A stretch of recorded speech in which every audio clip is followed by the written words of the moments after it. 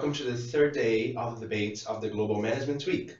Yesterday, we talked about the market strategies used by the platform-based networked companies, how they structure their delivering process of value to their clients, to their partners, and how they interact with traditional companies. Today, you will have the opportunity to learn the ways of entering this market, how to make business in the electronic economy, and how the networked companies receive resources and constantly change to cause changes in the market in and outside its network.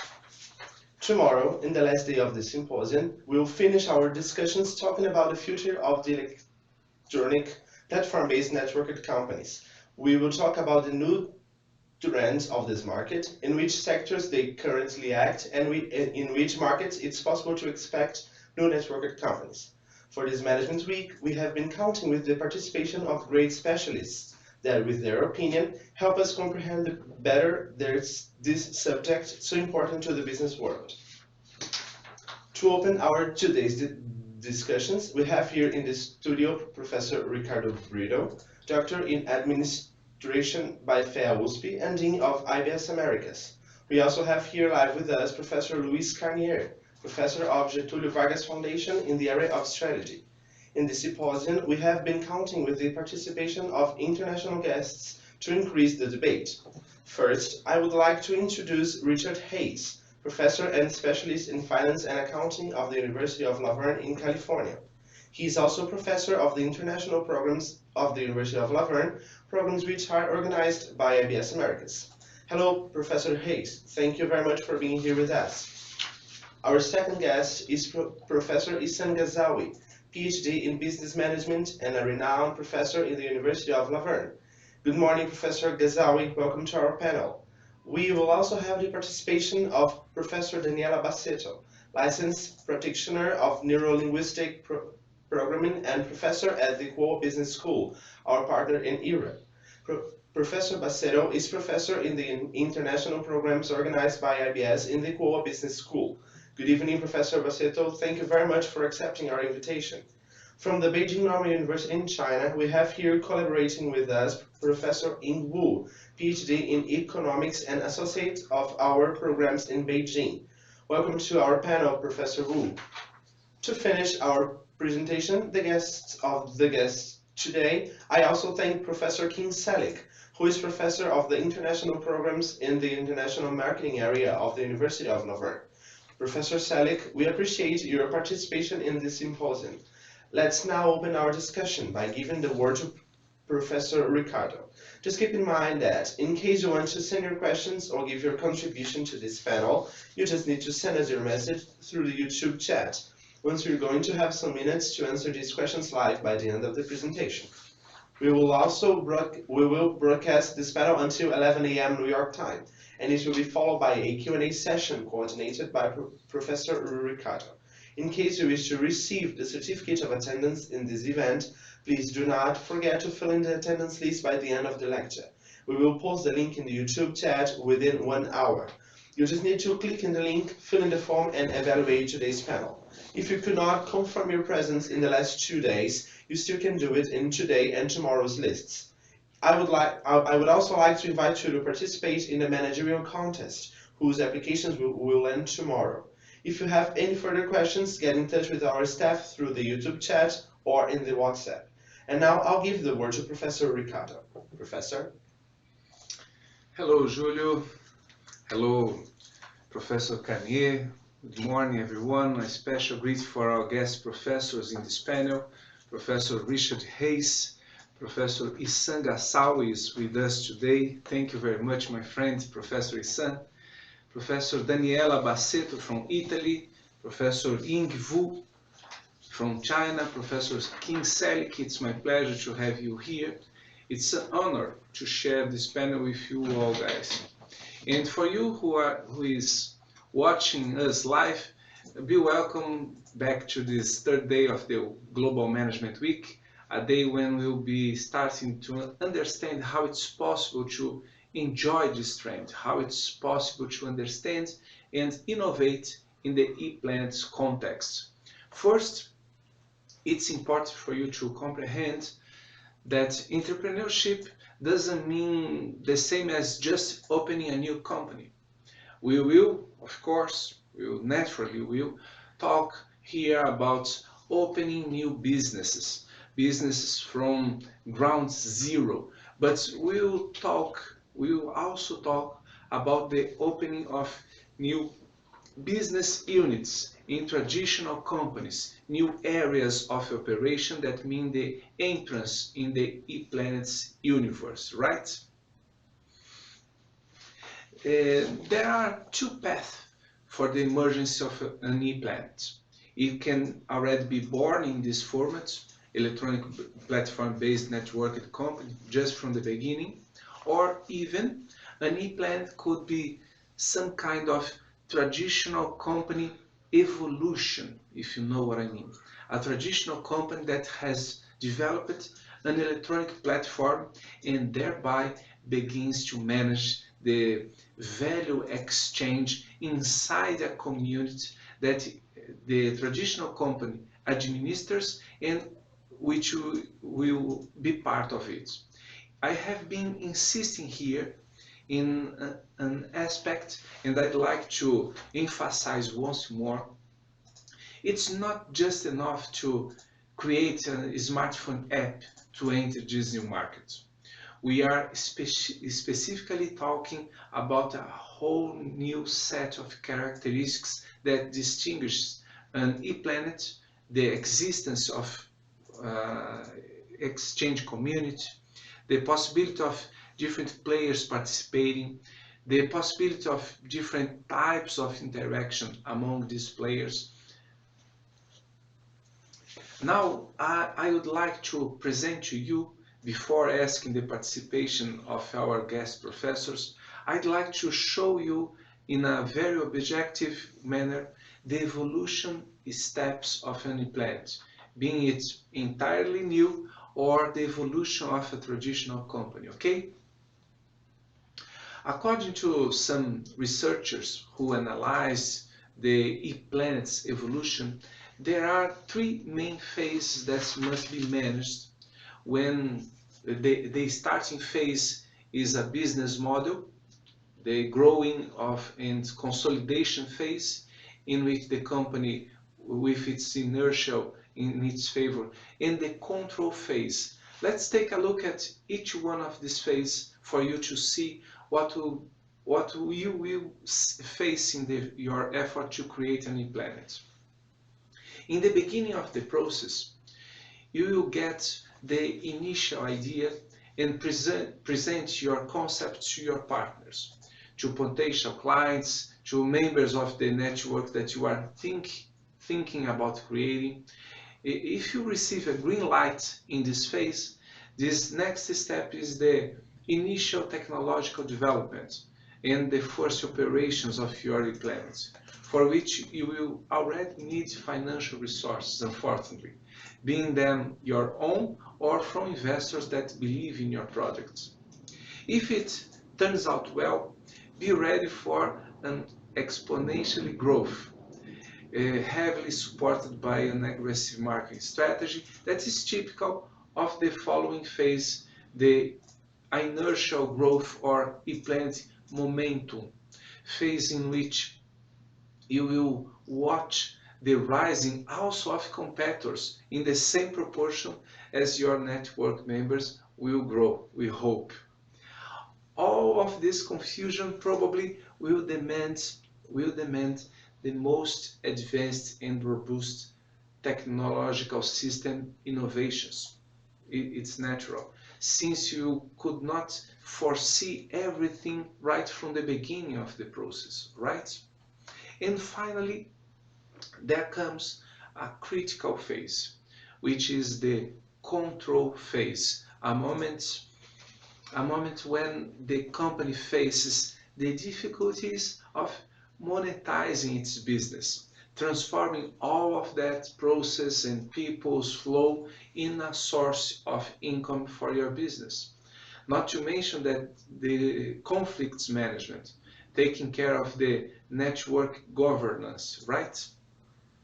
Just remind one more time that the ePlanets many times characterize themselves by having different participants' profiles, and that they keep different forms of relations among themselves.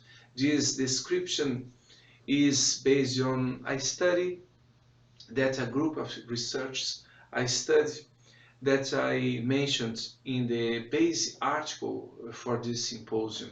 In the same study, they found the main reasons of the failure of some e-planets that they have studied so far.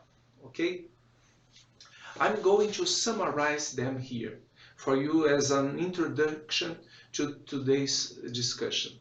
First, still in the beginning of the process, just right on the top, some companies fail because they cannot understand what their customers want, understand the singularities of each country culture where the business wishes to enter, as well mentioning the technological issue itself that sometimes makes some projects being stillbirths because of bad solutions shown in the market.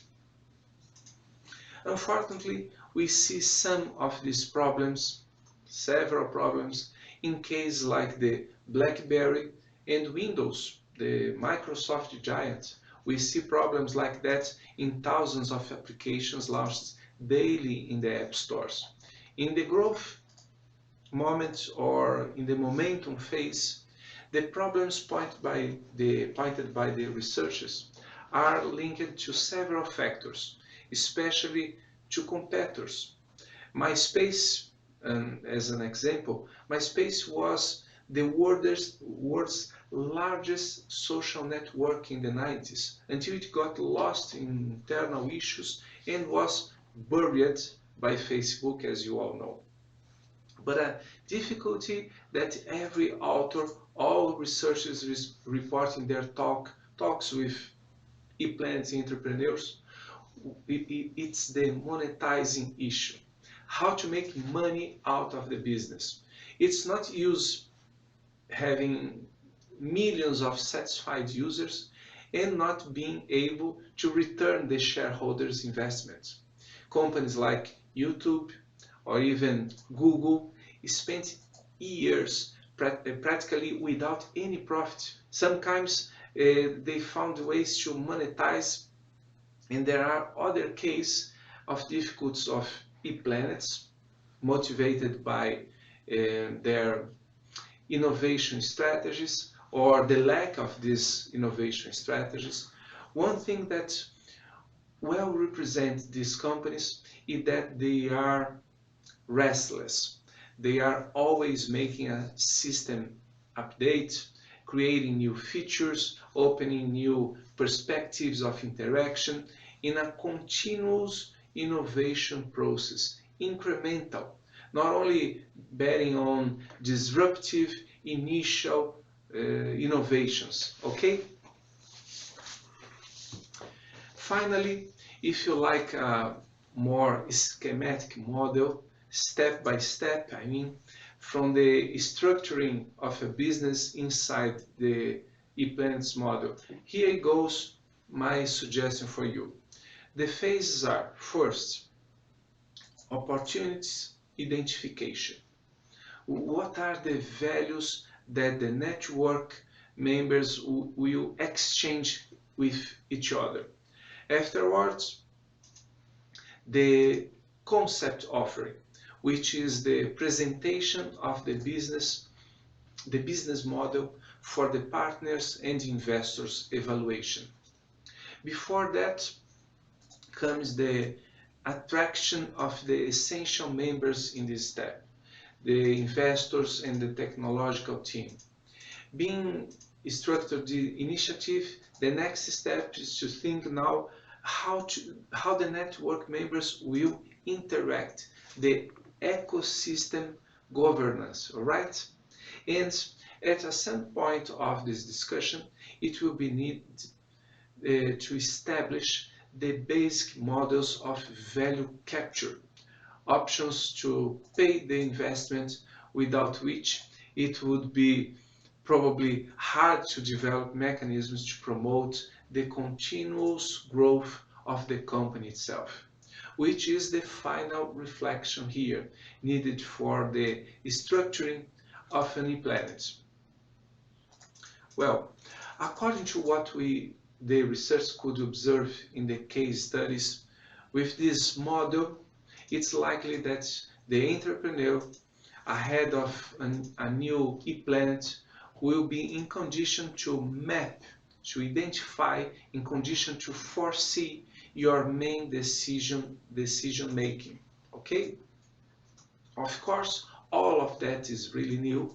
We are still discovering a lot about the specific needs of the business plans structuring of an e-planet. But this is probably a good start for you. And I shall take this opportunity to emphasize to you who is warming up to participate in the managerial challenge, I emphasize that these models, together with the e-planet's competitive strategy diagram that I presented to you yesterday, these models can be really useful for you for your analysis of an e-planet real case, as well with the proposition of a new e-planet, which are the starting points of our challenge, okay? Therefore, form your group of discussion and subscribe to the challenge until tomorrow. It's free of charge. It will promote a real good discussion with your colleague. It will promote career-changing perspective, and it may also be worth a scholarship for a short-term program abroad for you and your group colleagues, okay? And now, to give you more ideas, I want to invite to the discussion our international professors. They have made themselves available for us today to this talk, starting with Professor Richard Hayes from the University of La Verne in California. Professor Richard, good morning. He is a financial professor in the international programs at the University of La Verne in California. First of all, I'm grateful for your participation in our event today. Under the financial analysis point of view, I think that these companies represent a challenge for the specialists. Their market's value, their market's cap reaches the $1 billion level, even if in many cases, in so many cases, there aren't correspondence in assets, in profits, or even in revenue in some cases. Please, Professor, how do you evaluate these companies and the perspectives of their valuation? Richard Hayes, please. I know this is a very complex subject, still to be discussed, but I ask you to share with the participants of our symposium your opinion on how to do this company's valuation, Professor.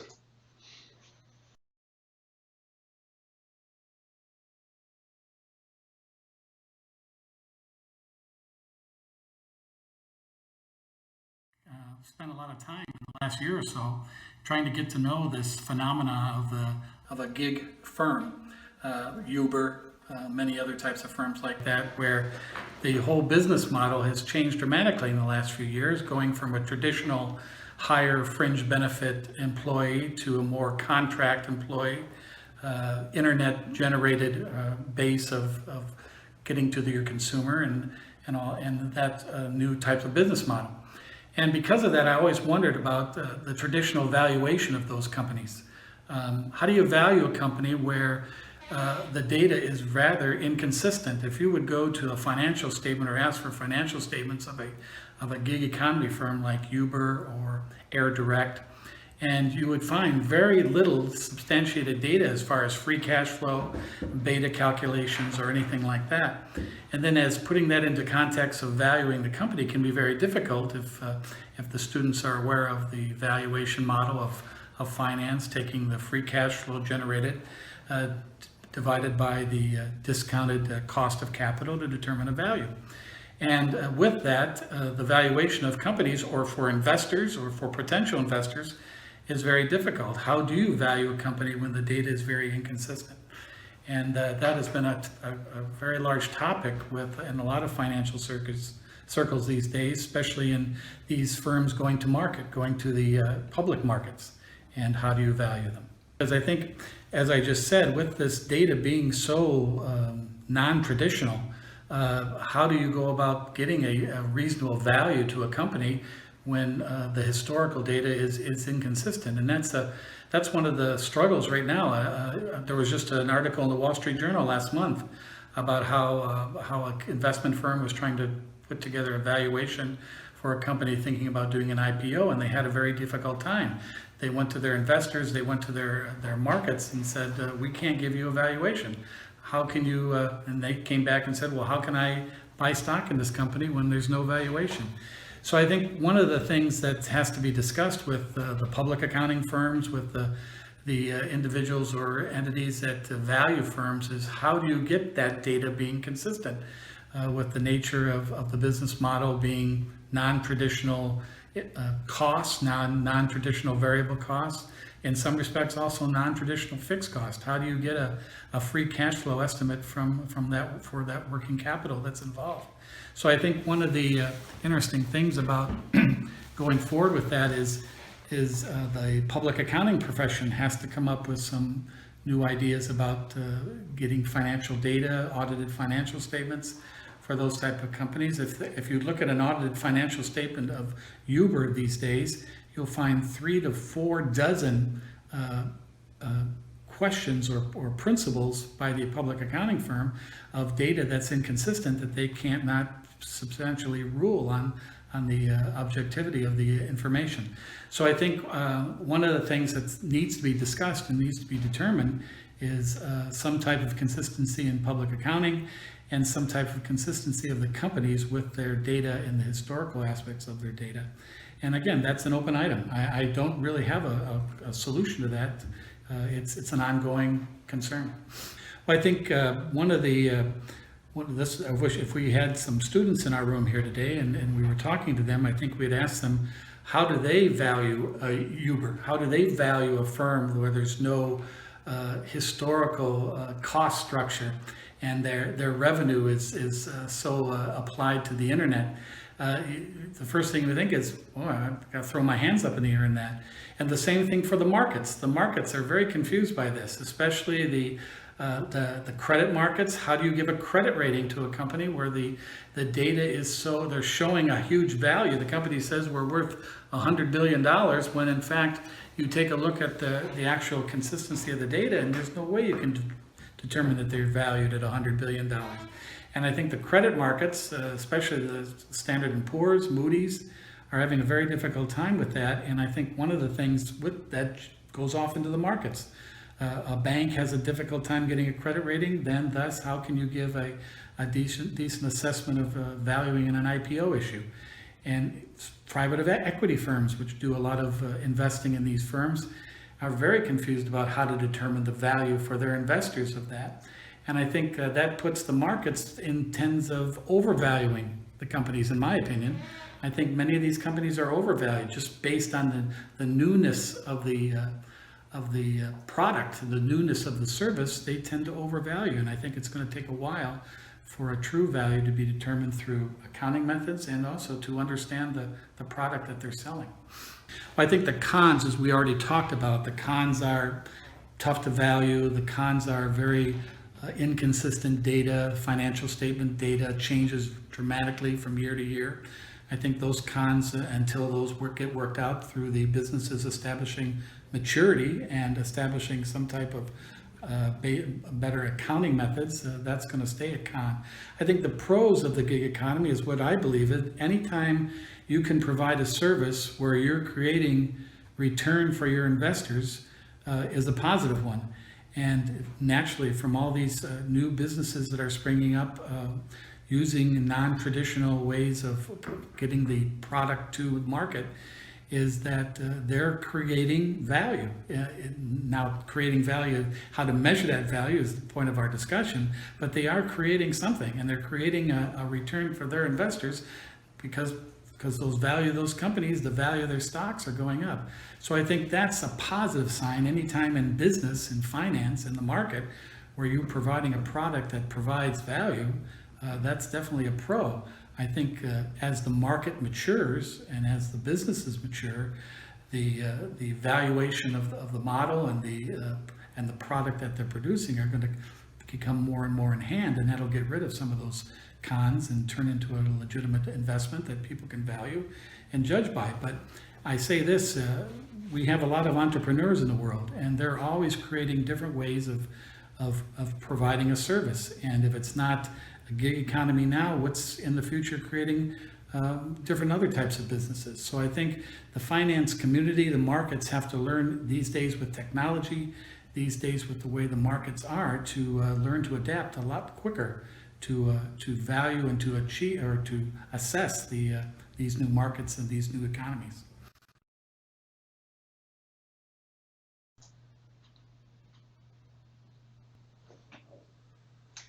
Thank you, Professor Richard Hayes. Thank you very much, Professor Richard, for sharing your opinions with us. It's true, I agree with you. There is no question that investors and also credit companies will face challenges ahead.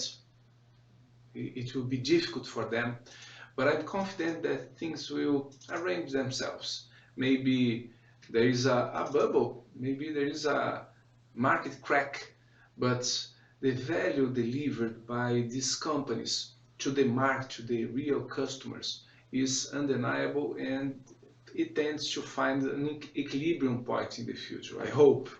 Now, I'd like to invite to this discussion Professor Ihsan Gassawi, also a professor at the University of La Verne from California.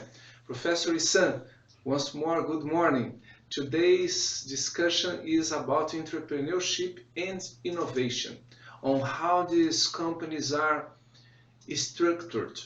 Given your experience as a professor in the human resource field and also as a consultant in this area, how would you describe the typical e-plant format under the contracting workers' point of view, Professor?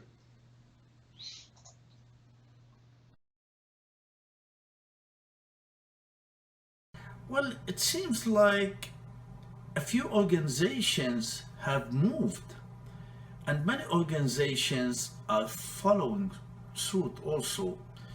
I was doing a research, and it seems like there is one organization by the name, if I recall correctly, Intuit. I think Intuit.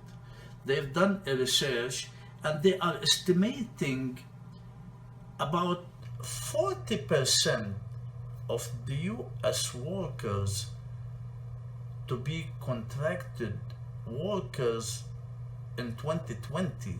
It's hard to believe. I'm not saying that they are right, because it's a research and a trend, and sometimes forecasting is like flight casting. We cannot prove it until it does happen, but it seems, regardless, if you want to ignore the percentage, it seems like many companies are going through that. I know a few companies that they are contracting people even from different parts of the states, even local here, as contract labor or contract professionals. Some companies are contracting professionals in different countries, because today technology is making it easy to do. I know an engineer in Denver, Colorado. He takes a project for a company in Arizona, he does it from his home, and he flies every other week, and he spent 2-3 days in Arizona, and they already have agreed whenever he finished this project, or they take as he delivered, he gets compensation as he delivers, but he is a contractor. He works for himself, but he is contracted with this company, and he is happy. It seems like he is happy, and the company that he's working with, they are very happy too. You can work from any place. All what you need to do, have a laptop, have other technological device. You can do the same job that you do it in the office. I remember when I travel, I'm still connected with my students via the internet, via Blackboard. I don't have to be with them, and I don't have to worry, wow, I need to be on campus to be with my students. Yes, I am on campus when I'm teaching them the class, but if they have something after the class or before the class, they can send me an email. And also I have posted my lectures and my PowerPoint on a Blackboard. They can access it. So the technology is giving us something that we have never had before. And if I am contracted to do work for any of these companies who, for example, they want to have a contract worker, I can always do it on my own pace, collaborate with people in that company, simply because I have the technology. So technology advancement is number one. The second important reason is there is a pressure on companies to minimize their expenses and become more efficient. So instead of hiring a full-time person that they cannot utilize 100%, they are getting the best out of the best, but for 50% of his or her time, or 30% of his or her time, and they are paying 30% instead of having someone there all the time and we cannot utilize 100%. Additionally, if I'm contracted with this type of people, I don't have to worry about benefits, because compensation and the magnitude of the compensation also, it touches benefits. We have to provide insurance, we have to pay other than salary, the taxes, the unemployment insurance, and many other things. So we don't have to do that. We give them the agreed upon compensation. They will pay their own taxes. They have to buy their own insurance. I don't have to chip money into their retirement account. So the company is saving money, utilizing the employee, and very importantly, I don't have to give this person a space.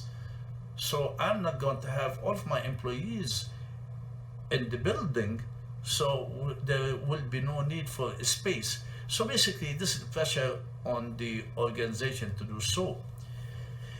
Another third reason that I think of the new generation or the millennia, they like to work at their own pace. I want to work today, but I don't feel like working tomorrow. I want to go fishing, or I want to go skiing, or hiking, or visiting a place. I want to go to do anything that I like to do, but at a later point, I want to work. So basically, the millennia, they have different way of doing things.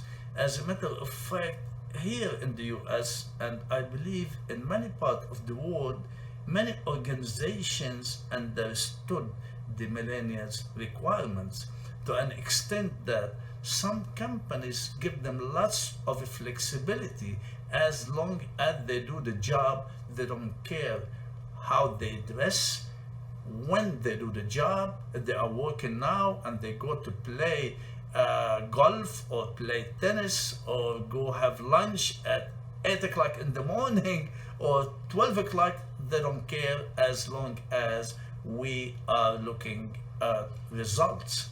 and this is what you call it, management by objectives. I give you the job and you provide me the work. So this is the requirements of the millennia. And one more things that comes to mind is work-life balance. Some people, they love to work hard, but they want to balance their life. Yes, some of them want to work, but also they don't want to work full time. They want to have fun, they want to enjoy life. There's lots of people like that. Unfortunately, I am not one of them. I like to work, then after work I find myself working also, but this is the exception also, and I'm not telling everybody you must follow what I do, because this is something wrong also. You need to manage your life.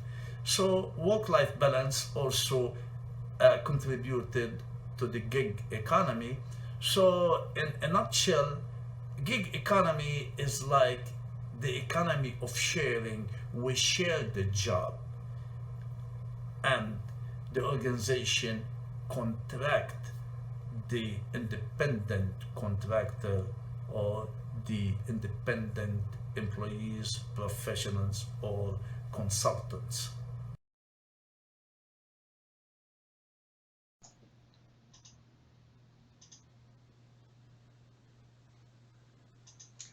Thank you very much, Professor Ihsan Gassawi from the University of Laverne, for your participation.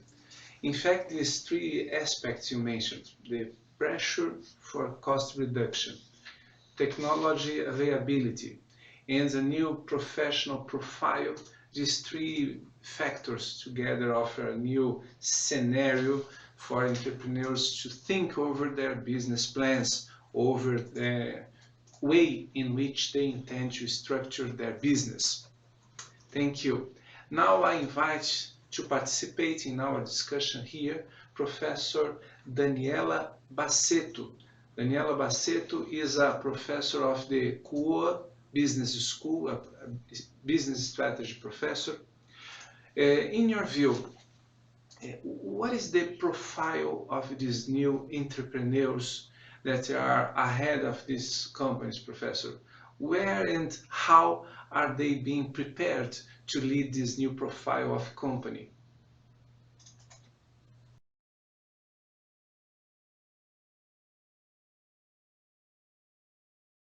You know, we talk every day about there have been so many changes, and it seems that we don't understand what's really happening. Probably there have been two major changes. The first change was the internet, the digital world. It's running fast, and it's difficult for us to understand the potentials and the changes that this has brought in our way to work, in our way to think, in our way to interact.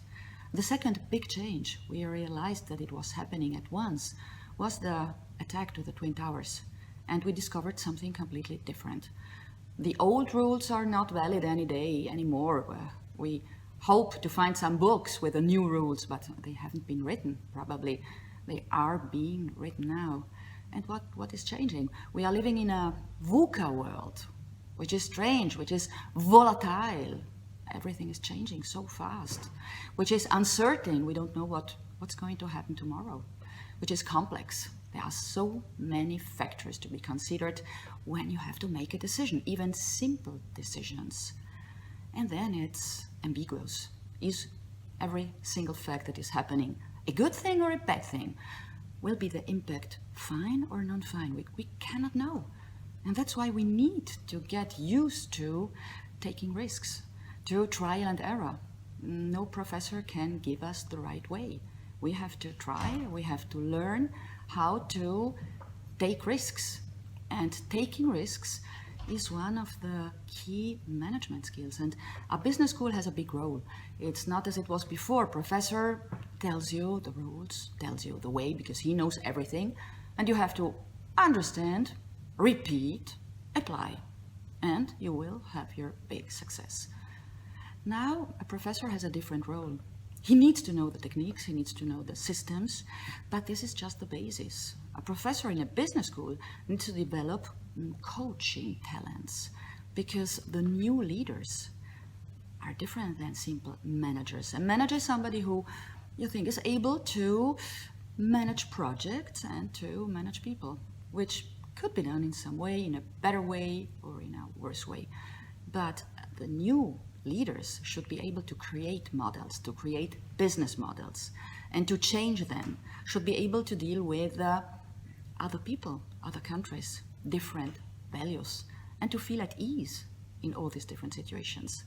And especially, and this is probably one of the most important things that a business school needs to learn and to teach, is the capability to rebuild the personal communication capabilities, the one-to-one relationship.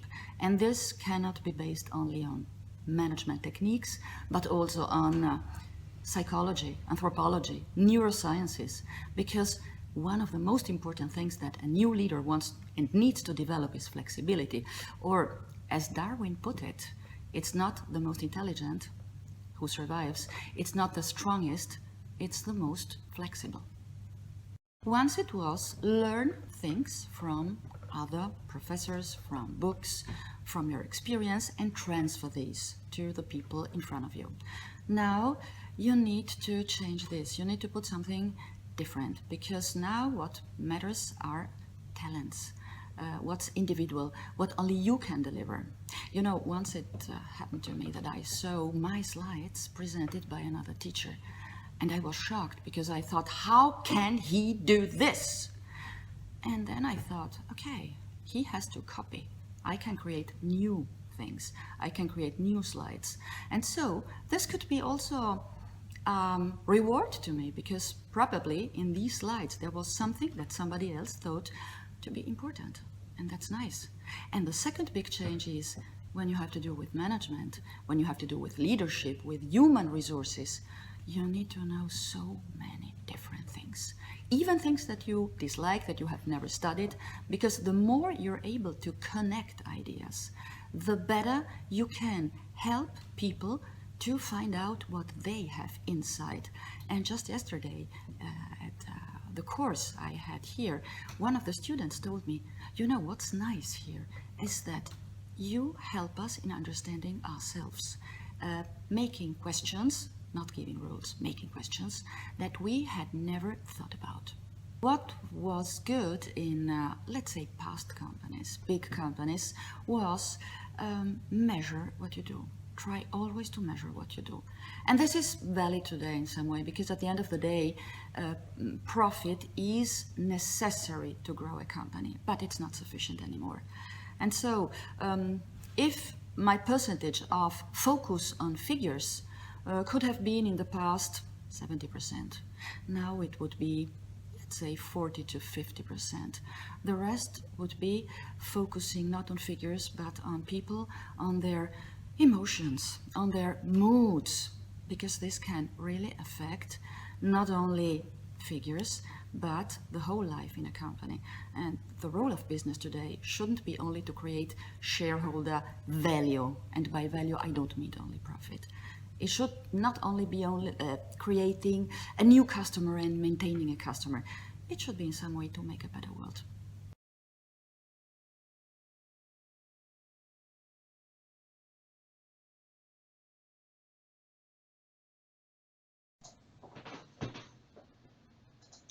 Professor Daniela, I'm sure that everyone here is very impressed with your ideas, your views on the subject.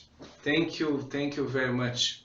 A more complex society certainly requires professionals, requires new profile, requires this new profile of managers, more open, more flexible, and more dynamic. For us to advance now in this discussion, a discussion over entrepreneurship and innovation on the ePlanet's context, I'd like to invite now Professor Ying Wu. Professor Ying Wu from China. Thank you very much for your participation here in our symposium. A good part of the ePlanets have their headquarters in developed countries. as the United States or even the Western Europe. But in the last years, e-plants emerged in Asia, especially in your country, in China. How do you evaluate this phenomena? How do you assess the impact of these e-plants over the Chinese economy, Professor? Thank you for asking me those questions. As a microeconomist, I would like to give some of my views on those issues. Electronic platform economy is emerging in many parts of the world, certainly including China. Even though in terms of the weight in the entire economy is not that large yet, but it is quickly emerging. And I would say it seems to be still a small part, but it is too big to ignore at this point. Because China now is facing a lot of challenges in economic transition. They want to maintain rapid economic growth, or at least a moderate economic growth, while they continue to make structural adjustment from investment-based economy, export-oriented economy to consumption-based economy.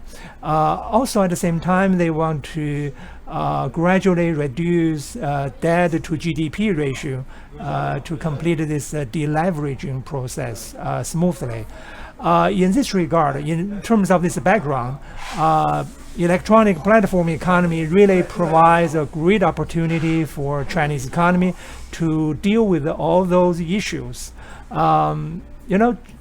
China was a centrally planned economy, characterized by, lack of information, market information, and also lack of incentives, which is well known for that type of economy. Also, there's no much effective mechanism to channel loanable funds from saving to investment. So those are the typical characteristics of centrally planned economy. Certainly, current Chinese economy is not a centrally planned economy anymore, but there is a lot of legacy remaining.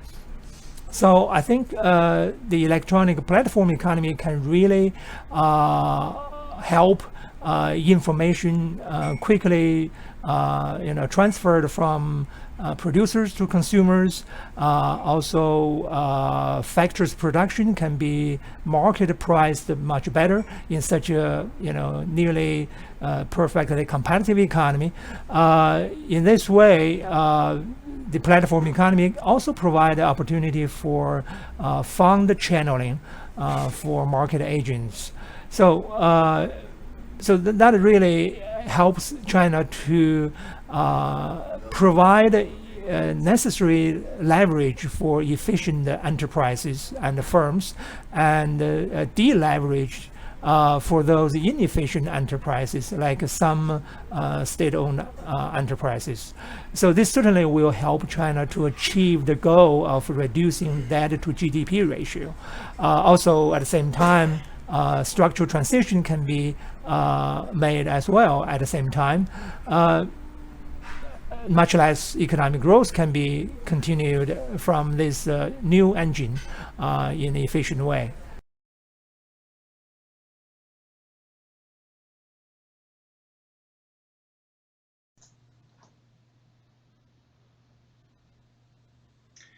Thank you very much. Thank you, Professor Wu, for your participation. It's curious to notice this aspect you have highlighted. E-plants reaches a competitive advantage in the markets because of their ability to work with a smaller amount of assets. After all, they share resources, they share financial resources with their partners or even with their customers. They share assets, and at the same time thinking of the great aggregates, the macroeconomic aggregates, they help reduce the general company's debt, which is positive for the country's economy at the end of the day, especially for the ones from emerging countries. Very, very interesting point of view. Thank you very much. And now, to conclude the international guest professors' participation in our today's panel, we already heard the opinion of a financial professor, Professor Richard Hayes, later a human resource professor, and afterwards a strategy professor. Then we had a professor of economics, Professor Wu, and now we will hear the opinion of a people's management professor with a humanistic background. Hello, Professor Selig. In these first 3 days of our symposium, we have been talking a lot about companies, how they work, etc. But I'd like to know your opinion on our job, the role of the business schools. In your opinion, are business schools contributing to the development of this new kind of professional, this new kind of manager?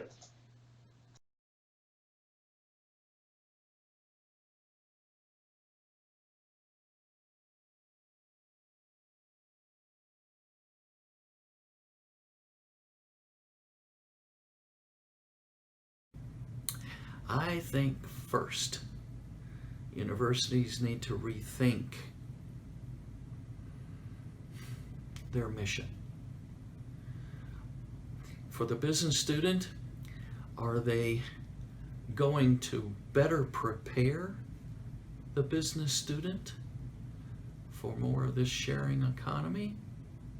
Are they going to rethink how to better prepare that student versus just give a degree? And if they're dedicated to this rethinking, then there's a mentality that motivates moving from strategic thinking, concept, and principles to more filling the gap that seems to be getting bigger in today's sharing economy and the growing number of less skilled knowledge workers to provide those skills. More of a trade school almost mentality towards the current traditional concepts. No longer will a degree ensure that you're going into management for long-term career. Skills are what's more important. So here's what I'm thinking. Universities who want to better prepare students for the business real world offer more, and more can be awareness of the basics systems that business use. For example, retailing, brick and mortar stores are very traditional and growing and still very strong in the United States. But you know, over 18% growth each year is a shift on a consumption pattern of buying in the store to buying online. Universities can train as well as educate young students on the softwares that are used for banner development in e-commerce. If e-trade is growing, better give the students the skills necessary for market research and exploiting and expanding the message of what have been the traditional retail store brands like a Walmart, like a Target, in an e-commerce consumption process. Better understand the use of artificial intelligence in sharing the word, appealing to customers, understanding customers more, understanding the softwares, the procedures, the systems of how e-commerce works. Moving less from just the principles and the concepts to the how-to. And you know what I like about the University of Laverne? I'm also very much a part of a flagship program here at the university. It's called Integrated Business Practicum. And you know what we do? In a 16-week semester, we take a cohort of students. We ask them to start a business. We ask them to develop a business plan. Go to the bank, Wells Fargo Bank, particularly right here. Present that business plan to the bank to receive a business loan. They receive that money. They go to Alibaba or e-commerce, eBay, and they buy the product with the money that's been loaned. And in that 16-week time, they sell that product. And it will be for a profit. And that profit is given to a charity of their choice. They do all these things on their own in 16 weeks. The learning experience of the buying, inventory control, how to market in a network that's personal, events planning, or corporate, how to handle the structures. How do you decide to stay with a decision even when you're experiencing adverse conditions? That's real world. And you know what we're finding? With students who are the early graduates of this program, when they put it on the resume, it distinguishes them when they are interviewing with the companies. And do you know what companies like? A university that offers this kind of program, specializing in basic systems and softwares that companies are using as they move more towards e-commerce. And when you distinguish yourself as a student who's been in a practicum of business development, you distinguish yourself, and your potential for getting that job has become much higher. I'm so proud of that.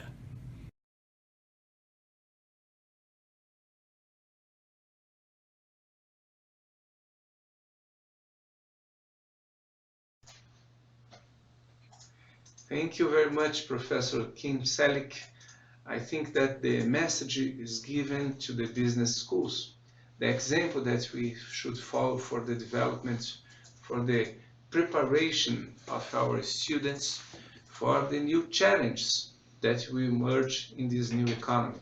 And in a certain way, Professor, we are trying to do that here in this symposium. Instead of only discussing the subjects, we are inviting the participants to discuss a real case, to propose a new business model in this new managerial challenge. I hope you approve our work here, Professor. Well, now I invite Professor Luiz Carnier, Professor at Fundação Getúlio Vargas. Professor, there is this culture inside the ePlanet's universe in which no one wants to pay for that. A good app is a free app. Yeah. It's the culture. Apart from that, many companies of this profile, they show a lot of difficulty in generating revenue. In the traditional economy, it was a rare issue. But for the today's entrepreneurs, they have faced this kind of difficulty. How do you evaluate this problem, Professor? Yeah, very interesting question, because this reminds me of the expression, there's no free lunch, right? No pain, no gain, you know? So, but this is the normal system in the internet, in the ePlanet, this environment. People think this a good app is one that's free app. And how to make money with that, how to generate value. Well, don't forget we have the research called crowdfunding. The crowdfunding exactly is this. There's a lot of people that bet on your project and put money on this project, but it's not the end, it's the beginning. How do you generate value with that?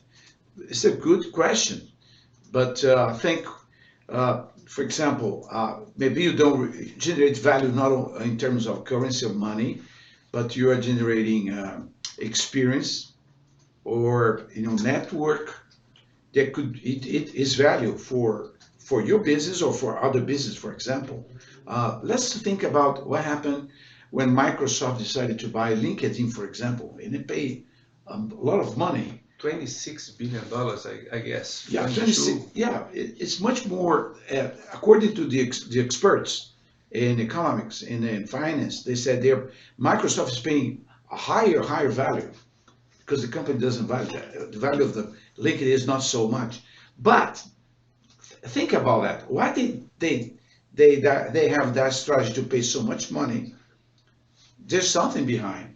In my opinion, is data, is network information, and this makes money. This is the value sometimes of those companies to be sold to other company or be used for other purposes. I think very difficult to answer these questions because our mind, as you said, in the traditional economy, the brick and mortars, right?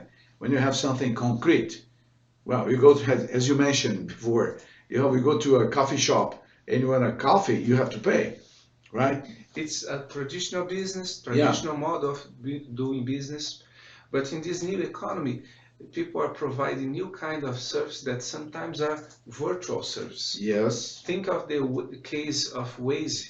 Waze is still losing money. Yeah. It was bought by Google, but Google finds a way for making money.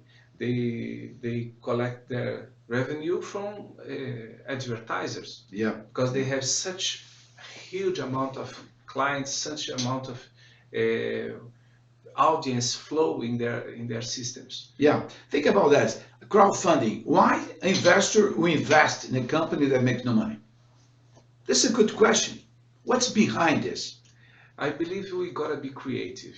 Each new app, each new business model in this context should take a really good care of how the flow of process will occur inside the ecosystem they are creating, Yeah. and how to capture value in each one of these operations. Of course, advertising one of them, but it's a very difficult one. If you don't reach the 6 or 7 digits level of Digits. downloads, Yeah. it will be very difficult for you to raise money out of advertising in your site. But explore the exploration of the diversity of connections inside the ecosystem seems to be a good clue for them. Yeah, we are talking about innovation and entrepreneurship today, right?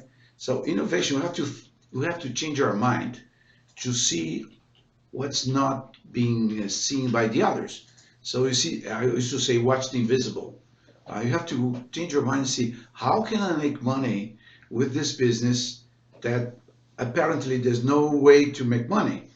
Now, the example that we mentioned yesterday about the co-creation in the ePlanet, the co-creation in ePlanet with the traditional companies like the supermarkets that we mentioned. Maybe one application, one app, a business developed in the ePlanet could be used in the traditional economy as well.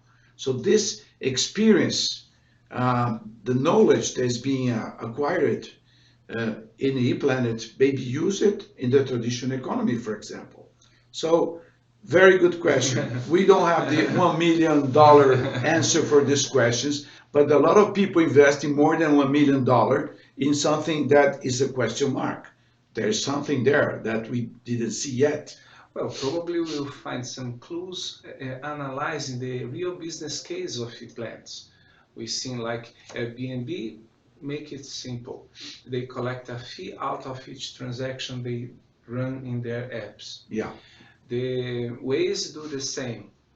They also are making money out of advertising. There are lots of opportunities.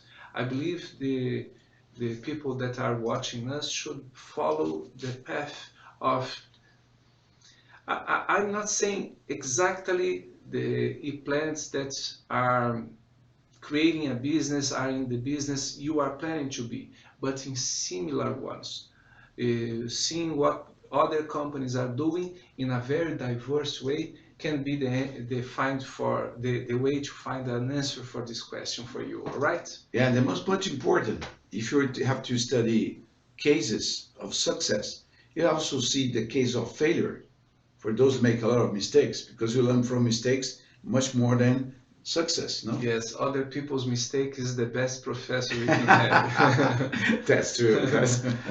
Professor, let me ask you another tricky question for them. Yeah. We are talking here about innovation and entrepreneurship. We are in a very hard discussion today. Yeah.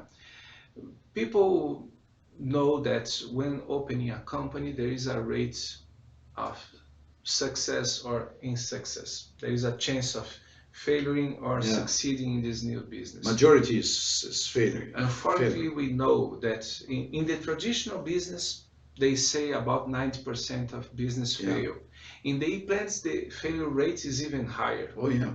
How can we think and how can we share with the students are watching us today some clues, some ways to study the markets, to evaluate perspectives and increase the chances of going well with a new business, Professor? Well, that's what we are discussing before. For entrepreneurship, for example, what we teach is read biographies.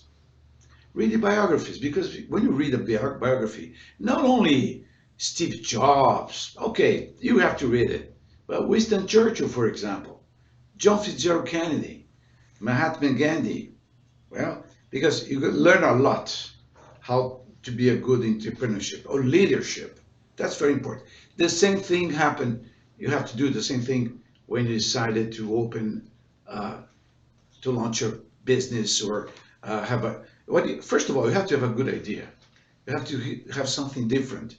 Don't forget, innovation is transform ideas into value. Value could be money, could be knowledge, it could be something, but value, okay? So also what you have to do, as we mentioned, you have to read not only biographies, but also cases, to study cases that could be a success. Now, I think this is the recipe. You have to follow the good examples and avoid the bad examples. That's the formula. This is not the one from. I don't know if I replied to the question, but well, this is a tricky issue. We are talking about a new business. We are talking about a new kind of doing business. And discussing this perspective is very hard. I believe your suggestion of analyzing cases, analyzing not only the successful ones, but also the failure ones, mainly, is the most valuable tip that we can give for you right now. That's true. So thank you very much. And I invite you to join us for the tomorrow's panel, in which we will present some case. In this tomorrow's panel, we will present successful case of traditional companies entered in the e-plants context successfully. And when I say traditional, I mean traditional, real traditional. I will be talking tomorrow about 3 cases of companies from the 19th century. Companies that were about to die because their business models were so outdated that they could not compete with the new economy, but they reinvent themselves, find their way up in this ladder, okay? Thank you very much. And that being said, I will close this first part of this day, thanking for the participation of the international professors that were with us, and Professor Luiz Carnier from Fundação Getúlio Vargas. Now we will have a 1 minute only break.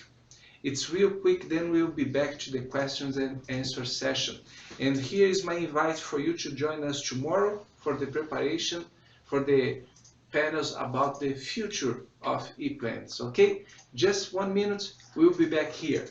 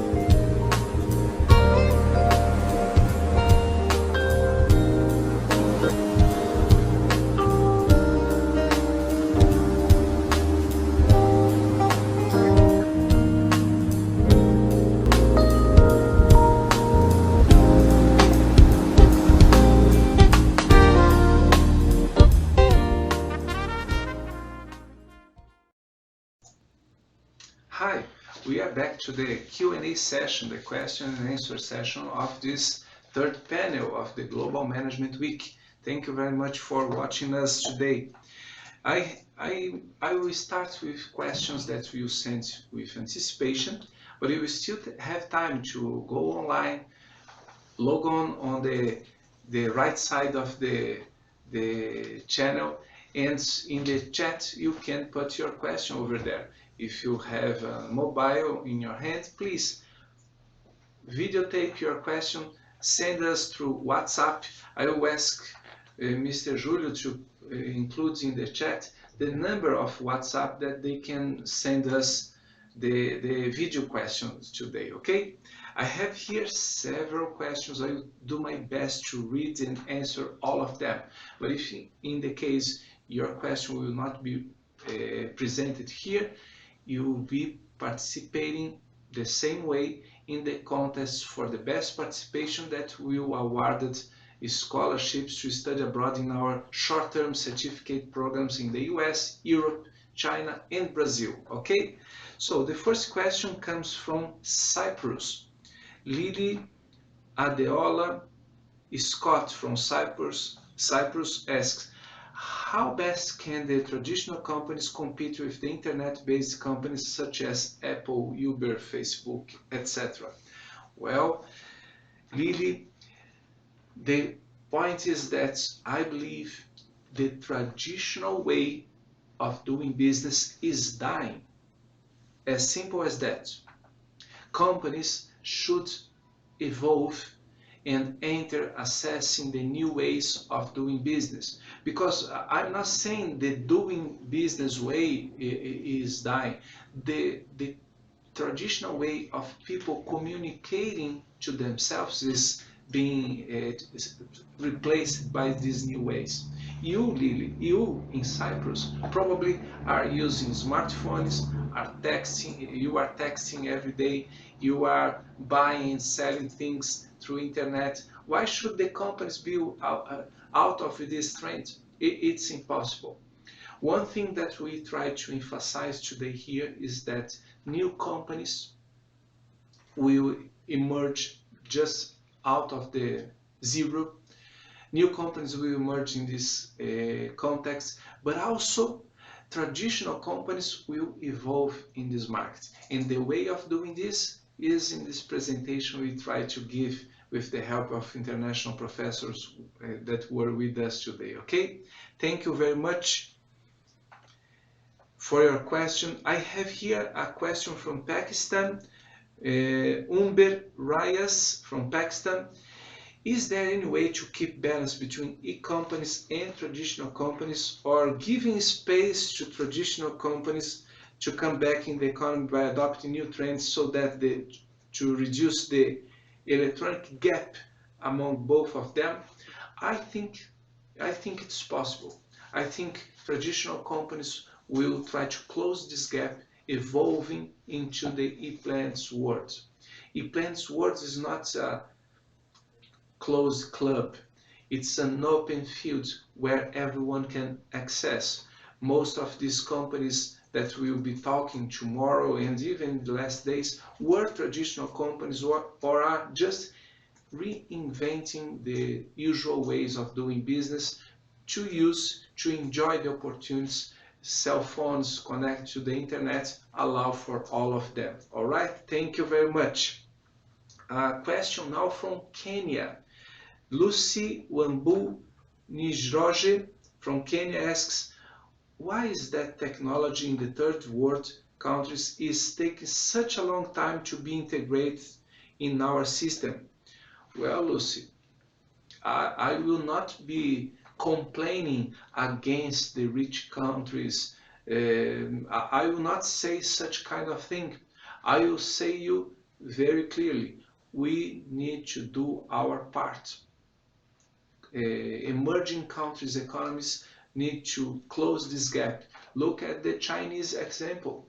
They are an emerging country. Their average GDP is still low, but they are doing their best. They are investing in knowledge, they are investing in education, they are investing in technology, and they created lots of e-planets in the recent years, other emerging countries should follow the same path. Invest in education, invest in technology, and close the gap. But the good news is that for emerging countries, this kind of doing business is even more attractive. And my opinion is based upon this. Part of the success of e-plants is that they can create ecosystems in which the participants share resources, and sharing resources is interesting for everybody, including companies and people from developed countries, but it's crucial for emerging countries' ecosystems. So emerging countries will certainly benefit more, I believe, will benefit more from these opportunities because they lack resource, and sharing resource will be very interesting for all of them.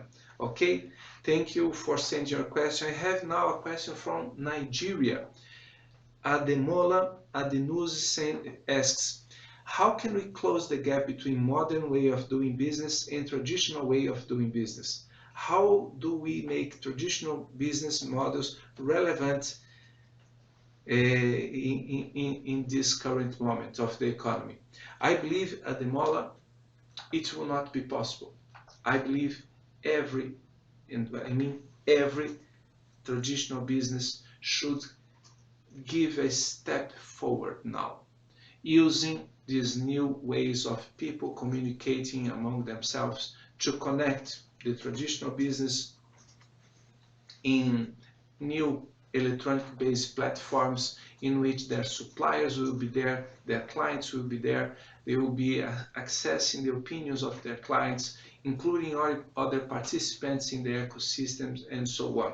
I don't see, and I'm being very honest with you, I don't see any options but evolving into this new way of doing business, okay?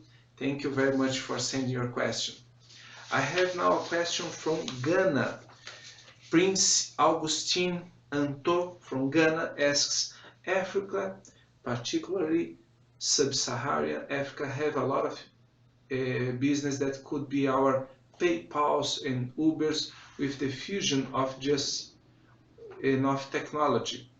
The infrastructural requirements for such developments, however, seem to be out of sight. Armed with the knowledge of constraints, what advice would you give to financial service providers startup based in Ghana with very little capital? I believe it's real possible to open an e-planet with real low capital, initial capital. Crowdfunding is an option. There are investors around the world looking for good ideas. If you know the reality of a certain market, if you have a good idea, if you propose something that has value, offer new ways of doing business in emerging countries, you probably will be able to attract investors from all over the world, okay? Thank you very much, Prince Augustine from Ghana, for sending your question. I have now a question from Botswana. Mavi Fredikash Modiz from Botswana. What can be done to improve innovation and entrepreneurship in developing countries? I believe this is the whole idea of this webinar, of this symposium, offering opportunities for people from all over the world, not only developed countries, but also developing countries, to access new ideas, new business models, and creating new value propositions for their markets. I invite you all to participate in our managerial challenge that will have subscriptions for free until tomorrow. It's an opportunity for you to form a small group of discussion, suggest and study a business proposal, and try to create through this an opportunity for you as an academic exercise, or perhaps a professional perspective, a new professional perspective for you, and By the way, you can win a scholarship for you and your group of study, okay? Thank you very much for sending your question. I have now a question from Mr. Azel Kaldibaeva from Kyrgyzstan. What are the most expected paradigm shifts in the IT market in the next few years? I believe we'll be hearing a lot about Internet of Things, artificial intelligence, and augmented reality. If you want my tip, if you want to hear a hint on how to do business within the next few years, try to invest in these three options, because it will be giving you lots of opportunities for you to enter a new reality, enter a new business, taking advantage of the recent developments in technologies that the world will be offering for all of us, okay? I have now a question from Ms. Syed Uzair Uddin from Pakistan. How can we create markets through disruptive innovation? I believe disruptive innovation is that kind of thing that no one can see until someone sees it. That's the whole idea, creating something really new. I should give the same question back to you, to send the question back to you, Syed, because you know your market, you know your reality, you know your region, your culture, your way of doing business. The difficulties of doing business in your country are the most important source for you to use to understand how to create a disruptive change in doing business in your region, in your country, and in the world in the future, okay? Thank you very much for sending your question. I have here a question from Admasu Abera Lalijo from Czech Republic. Considering globalization issues, what measures should be taken to minimize cybercrime? It's a very important aspect you have raised, Admasu Abera from Czech Republic. We are seeing the rise of these new kind of companies, and we are seeing the rise of these new kind of crimes too. Unfortunately, governments have a local sovereignty, a local power, while crime have an international operation, an international reach. I believe within the next few years, the world will be faced by this challenge. I don't know if the United Nations will be addressing real actions towards this, or if other initiatives will be taken care of in terms of promoting an international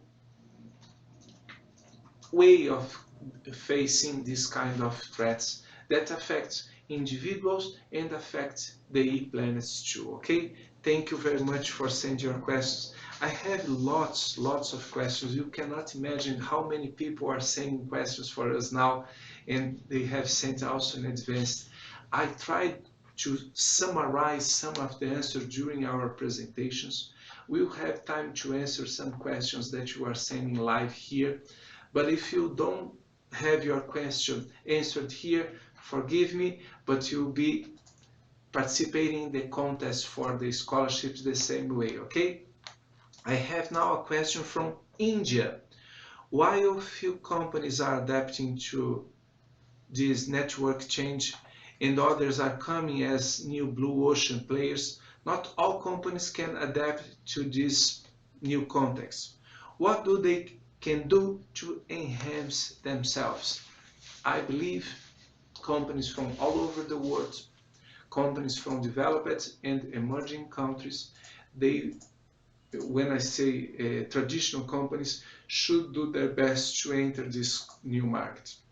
Let me emphasize this once more. It's not a matter of I want this. People around the world are connected to the internet through mobile devices. They are using their mobile device to communicate, to talk to their friends, to talk to their families, to exchange opinions, in their networks. So it's important that companies are present in this scenario. Otherwise, they will be seen as kind of Jurassic by this new breed of customers that are in the streets now. Okay, thank you very much. Ayush Bakish from India, thank you for sending your question. Pardon me by my spelling of your name. I'm sorry for that. I have here another question from Donald Cupido. Donald Cupido from South Africa. He asks, besides the key market shifts and influences, what is interesting is how new job categories have evolved over the last decade. More importantly, is what additional new jobs category could evolve through the e-plans platform, and what structural and systems change would need to be made. For example, what training would be needed to provide for these new careers, and by whom? You see, Donald, part of our discussion today was about how to educate these new professionals, not only the managers, but also the people who will be running the IT solutions for these companies. I'm pretty sure that universities around the world are nowadays very worried about how to address these new challenges. You know that creating a syllabus of a program, creating a new major is not overnight business. It takes time, but unfortunately the time is clicking now, the time is moving faster than ever, and universities and other initiatives for promoting the academic development of new generation for this new kind of company is a urgent matter for all of us. Okay, thank you very much, Donald Cupido from South Africa, for sending your question. And now I have a last question sent in advance for us, and then I will start reading and trying to answer the question you are sending now. I have a question from Nigeria. Charles May asks, the rate at which the e-business is evolving is very fast. How the bricks and mortar business dealers, for instance, the Toyota company and many others, completely integrate in the virtual business? I believe they will need to do this step. There are several answers for this question. Unfortunately, there is no just one formula. As Professor Luis Carnier was saying before, there is no answer for this $1 million question. I believe each company will need to analyze its own specific way of capitalizing out of these new opportunities, how to use their clients, their suppliers, their competitors, to include all of them in a platform, in a virtual ecosystem that produce value, speed up process of exchanging value, and generate benefits for all of them. Okay, thank you very much for sending your question. And I have now a video that was sent from India, a video with a question from Mr. Ran. Ran, please, what is your... Dear Professor, I am Ramanjanelu. My question is, in emerging sector, the e-planet's traditional companies' lack of emergency of competition increased day by day, and lack of failures occurred in e-commerce industry. How to fill the gap of competition? Actually, I take an example of in India, so many e-planets sites is there, Amazon, Snapdeal, Flipkart. But in Alibaba's competition is there. Competition is there, service failures also day by day increase. So how the gap, is there any new technology or new strategy will start the competition? How the gap is filled? Actually, this is my research question and this is my question. and I am asking. Thank you. Mr. Ran, thank you very much for participating in this debate. Thank you very much, Mr. Ran. I believe your question is perfect because we are talking about new business. Sometimes even the app developers don't know how to solve some questions because we are thinking of creating new formats of integrating suppliers, clients, business providers in a new platform that run process flows of interaction between them, among them. But the real issue here is to identify what is the value proposition of your platform. If your platform has a value proposition, the clients will be more tolerant to the eventual problems that your app has shown. I believe the most important aspect is delivering value. Yesterday I was talking to you, I'm not sure if you were watching the second panel yesterday. I was saying my opinion about Waze, for instance. Waze is a success, although I don't like the features. The consumption of battery is astonishing. The software itself is not that good, but the network they created is so valuable that everyone wants to be in.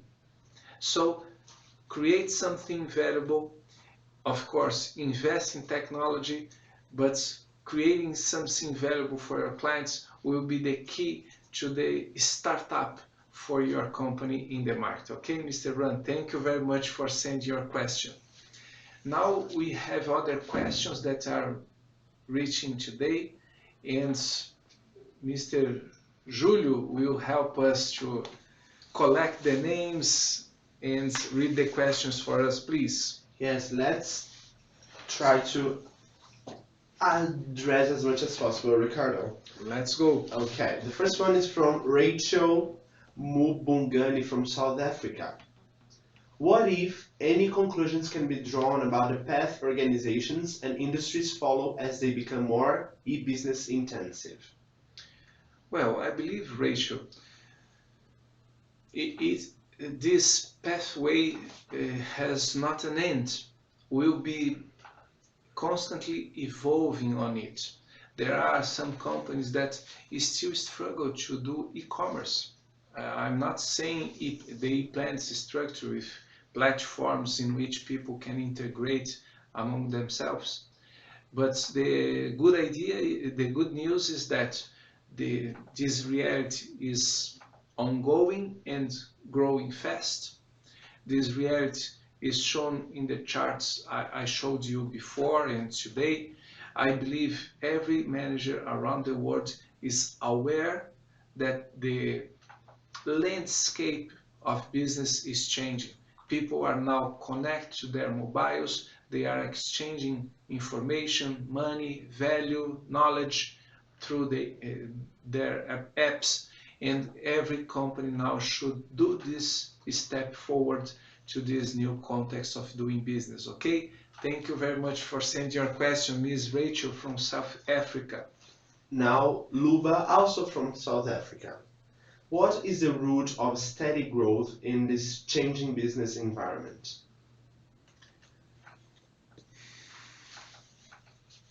I'm not sure there is a proper unique answer for this.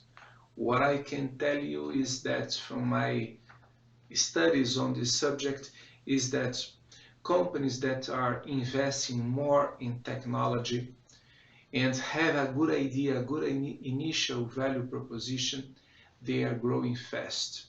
Sometimes the return of the investment is performed by selling your idea to a major corporation interested in purchasing your idea.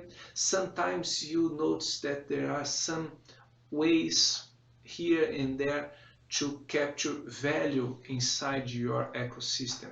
So I believe investing in technology and investing in new features will be the best answer for you to make money out of your idea of an e-plant, being a born e-plant or being an evolution of a traditional business into an e-planet model. Okay, thank you, Luba from South Africa, for sending your question.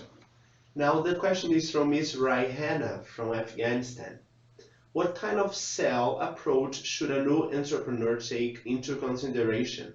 Does soft sell approach always works or not? Well, in social science, Rainer, in social science, the words never or always are dangerous because we should be cautious about the future perspectives of any initiative in this field. But what I can tell you for sure is that when you invest in technology based upon a good idea, you increase a lot the chance of succeeding. Sometimes your app will be very, very important for attracting attracting people to join the network. And however, it's not easy always to capture value.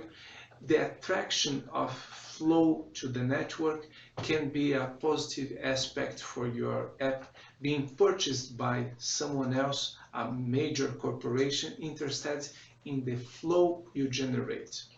Perhaps the Waze case is again a good case. Waze had struggled to capture value in this market, but they were bought by Google. Google used this flow to increase the flow of their customers, and we know that Google make a lot of money nowadays, have a lot of revenue, a lot of profit, because they could find their way up to attract advertisers for their platform. Okay, thank you very much, Mr. Raini from Pakistan, for sending your question. Please, Julie. Now, Mr. Saki Fahari, how can business people create more business-oriented environment around the globe? I believe, Mr. Saki, that one idea can lead to another one and so on. I believe when you are inside this new context, we have limitless opportunities ahead of you. It's just a matter of keeping your eyes open to new opportunities. We have studied some cases in the planet's world. In tomorrow's presentation, I'm showing you some of them. And what I have learned is that they are restless people. They are always trying to increase their ways of delivering value to their customers. They are always looking for new opportunities of including new profiles of participants in their platforms. And this is the suggestion I would make for you. Create a new idea, create the technological basis for that, but don't settle down. Keep working on your idea, keep working on the evolvement of your value proposition, because it will add value to your current platform, and it will open opportunities for you to learn out of this business to create other opportunities for yourself and for the world. As a matter of fact, think of creating a company not just in terms of getting rich. Think of creating a new company, thinking in terms of how to provide value to the world, how to facilitate people's lives, how to make business easier for people from all over the world. Okay? Thank you very much. Now the question is from Ms. Paulina Cosior. In the present world, where we have access to almost everything, from where derive ideas for an innovative company? How to motivate the team during the first steps of the company? Well, motivation is one of the most difficult areas of business management. Not only in the plants, but in general, keeping people motivated is very difficult. But key aspect usually lies on the capacity of the management, make the team aware of the final results of their accomplishments. When you are doing something and you cannot see if your contribution is really worthwhile, or if you are just doing something boring and worthless activity, you will probably end up being unmotivated and you will stop thinking, stop giving your best. On the other side, if you motivate people by providing them opportunities to really contribute to the success of your initiative and giving them opportunity to see their contribution and to, of course, being part of the success of their initiatives, you will have your team in your hands. Okay, thank you very much for sending your question, Miss Paulina. Thank you. Now it's from Anna Krajovic. What about produce lines? Should they stay in China or in the third world countries? Could you please repeat the question? What about produce lines? Should they stay in China or in the third world countries? Well, I believe productive lines should stay where they can access cheaper resources, including labor and other raw materials, no matter what. If you are able to organize a profitable, productive line in a specific country, emerging or developed country, it doesn't matter. The point is that the productive line should be in the best place for it to produce the highest quality possible product at the lowest cost possible. The value added at the process is not on the raw material or in the industrial process itself. The value added step is in the design, is in the intelligence behind a new idea, a new product. That's where people should be taken care of, should be focusing their minds in. Okay, thank you very much, Anna, for sending your question. Now the question is from Ms. Junaid from Pakistan. My question is that I have developed 5 games so far, but how can I sell these to trustful and enhanced companies? Well, Ms. Junaid, if you are already doing this business, first of all, congratulations. I believe you have a wonderful future ahead of you. Keep doing so. Practice brings perfection.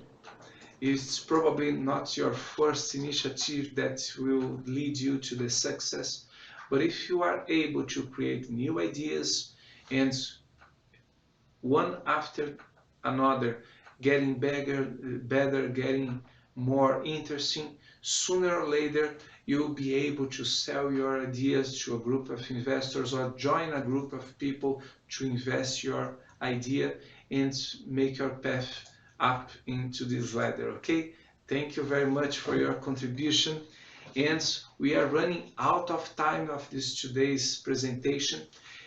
With that, we conclude the Q&A session, the question and answer session for today.